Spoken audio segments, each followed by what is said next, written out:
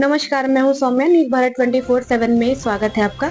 हम लोग आए हैं बीजेपी कार्यालय सर से, जनता का कुछ सवाल है जो हम लोग जानेंगे और हमारे साथ है विनोद शर्मा सर, बीजेपी के प्रवक्ता। नमस्कार सर। नमस्कार, नमस्कार। सर, जनता का ये सवाल है आपसे कि ये जो लालू जी का भी जो छापामारी हुआ है और रोहिणी जी का बयान आया है, सब कुछ बर्बाद हो गया है और अब विरासत कौन संभालेगा? क्या आप इस पे क्या कहना चाहेंगे? देखिए, निश्चित रूप से लालू प्रसाद जी जब चारा घोटाले में फंसे थे, उसी समय उन्हें संभल जाना चाहिए था।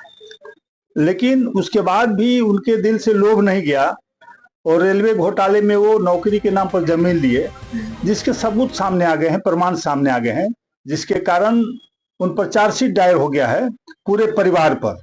और निश्चित रूप से चिंता का विषय है राजद के लिए, उनके परिवार के लिए, कि अब पार्टी पूरी तरह से समाप्त के कगार पर है। और रोहिणी आचार्य ने ट्वीट किया है कि अहंकार के कारण इस तरह की बातें हो रही है और निश्चित रूप से उन्हें भी अपमानित किया गया। अपने भाई, बड़े भाई को अपमानित करके तेजस्वी जी ने बाहर किया पार्टी से। तो निश्चित रूप से कहीं ना कहीं से इसका असर दिख रहा है और हमें लगता है कि राजद अब बहुत दिनों की मेहमान नहीं है। ये लोग संजोग से अगर जेल गए, जो स्थितियां लग रही हैं माननीय न्यायालय के समक्ष, जो सबूत हैं, जिसके कारण इन्हें जेल जाना पड़ सकता है पूरे परिवार के साथ, तो ये पार्टी हमें नहीं लगता कि चल पाएगी। और रोहिणी आचार्य का जो चिंता है जायज है।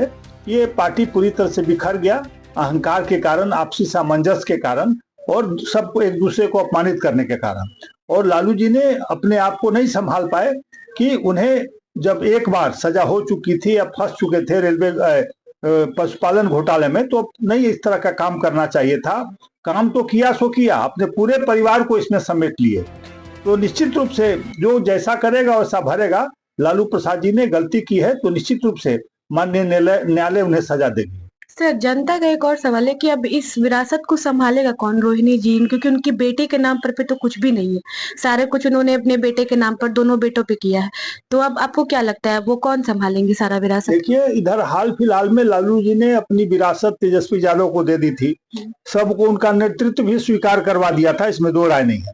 लेकिन अब जो उसके विधायक है, पुराने नेता हैं, वो मीसा भारती या रोहिणी आचार्य को नेता मानेंगे कि नहीं मानेंगे, ये प्रश्न उठता है।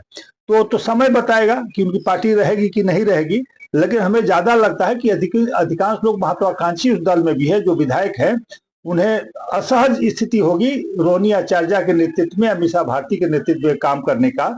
माने हमें नहीं लगता है कि अवसर मिलेगा और निश्चित रूप से पूरी पार्टी बिखर जाएगी। धन्यवाद सर। जैसा कि आप लोग देख सकते हैं, बहुत ही नेगेटिव कमेंट्स और प्रवक्ता लोग भी यही कह रहे हैं कि बहुत ही नेगेटिव चीज हो रही है। आप ऐसा क्या सोचते हैं, हमें कमेंट करके जरूर बताएं। मेरी और भी खबरों के साथ बने रहें। मैं सौम्या, न्यूज़ भारत 24/7। धन्यवाद।